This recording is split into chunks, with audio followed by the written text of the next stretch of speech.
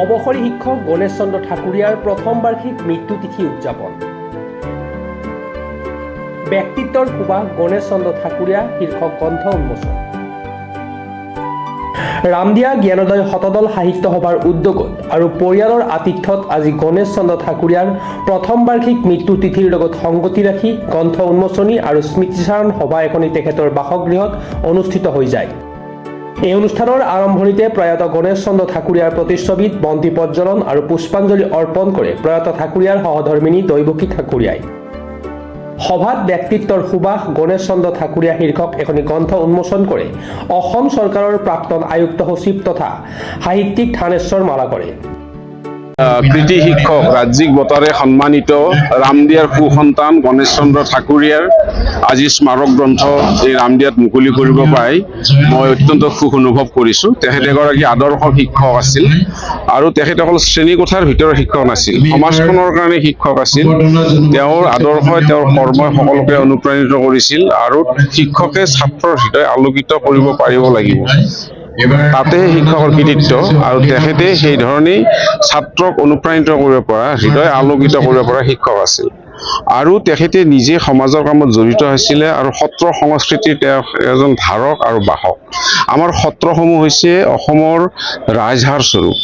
আমাৰ সত্ৰবিলাকক যদি আমি জীয়াই নাৰাখোঁ তেতিয়াহ'লে আমাৰ অসমৰ অস্তিত্বই নাথাকিব। আৰু সেইটোকে অনুভৱ কৰি তেখেতে সত্ৰ সংস্কৃতিৰ লগত জড়িত হৈছিল আৰু ইয়াৰ মাজেদি তেওঁ গুৰুজনাৰ আদৰ্শৰ ধাৰক আৰু বাহক হিচাপে তেওঁ আছিল আৰু ৰাইজৰ তেওঁ কাম কৰিছিল। আৰু ৰাইজৰ কাম কৰাৰ কাৰণে তেখেতৰ এটা ইচ্ছা আছিল কাৰণে পঞ্চায়তৰ দৰে সভাপতিৰ আসনত তেওঁ এটা সময়ত অলংকৃত কৰিব পাৰিছিল। গতিকে সকলো গুণৰ সমাহাৰ আমি গণেশ ঠাকুৰীয়াৰ জীৱনত দেখা পাইছিলোঁ আৰু আজি সমূহ ৰাইজ ইয়াত সমবেত হৈছে, তেখেতৰ প্ৰতি শ্ৰদ্ধা জনাইছে আৰু তেখেতৰ এখন ডাঙৰ গ্ৰন্থ আজি ইয়াত ব্যক্তিত্বৰ সুবাস আজি উন্মোচিত হৈছে। আৰু এই গ্ৰন্থখন অকল এজন ব্যক্তিগত মানুহৰ জীৱনী বা জীৱনচৰিত নহয়, ইয়াৰ লগত সেই সময়ৰ সমসাময়িক সমাজ আৰু সেই সময়ৰ ৰাজনৈতিক আৰু সামাজিক পৰিৱেশৰ উল্লেখো ইয়াত নিশ্চয় আছে আৰু গ্ৰন্থখনত। আৰু এইটো পৰিয়ালে আৰু লগতে আমাৰ জ্ঞানোদয় ৰামদিয়া জ্ঞানোদয় শতদল সাহিত্য সভাই যিটো প্ৰচেষ্টা লৈছে মানুহ এজনৰ কীৰ্তি জীয়াই ৰাখিবৰ কাৰণে, মই ভাবোঁ যে এইটো এটা ভাল পৰম্পৰা। এইবিলাক ৰামদিয়া অঞ্চলত বিভিন্ন অৰিহণা আছে বা বিভিন্ন টেগ আছে, কি ক'ব এইটো? বহুত তেওঁৰ টেগ আছে কাৰণে আজি টেগী পুৰুষ আছে কাৰণে ইমান মানুহ গুণমুগ্ধ ইয়াত সমবেত হৈছে সকলো স্তৰত।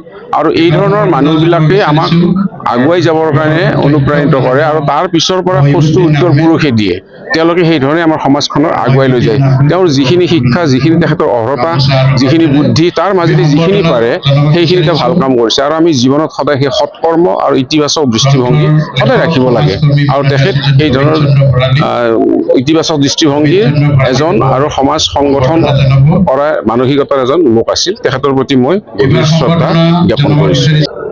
তেখেত মোৰ ককা আছিল আৰু তেওঁৰ মই ডাঙৰ নাতি, ডাঙৰ ল'ৰা। আৰু তেখেত আচলতে বহুত সাহসী আৰু সাহিত্যৰ লগত জড়িত এজন ব্যক্তি। সমাজৰ লগতে তেওঁ এজন ঘৰৰো বহুতখিনি তেওঁ খেয়াল ৰাখিছিল, লগতে আমাক নাতি হিচাপে বহুত মৰম কৰিছিল আৰু জীৱন যুদ্ধত কেনেকৈ জীয়াই থাকিব লাগে আৰু জীৱনৰ পথবোৰ কেনেকৈ উলিয়াব লাগে সেইবোৰ আমাক শিক্ষা দিছিল। আচলতে তেখেত ৰাইজৰহে মানুহ আছিল, আমাৰ ঘৰৰ মানুহতকৈ বেছি তেখেতে ৰাইজৰ মানুহ আছিল। আৰু সেই উদ্দেশ্য লৈ আমি আজি পৰিয়ালবৰ্গৰ লগতে আমি ৰামদিয়া জ্ঞানোদয় সাহিত্য সভাই মিলি এখন কিতাপ উন্মোচন কৰিলোঁ, ব্যক্তিত্বৰ সুবাস বুলি ঠাকুৰীয়াদেৱৰ চৰণত, আমাৰ ককাৰ ওচৰত। গতিকে আমি বিচাৰোঁ আৰু তেওঁৰ আত্মাই তেওঁৰ আত্মাই সদ্গতি লাভ কৰক।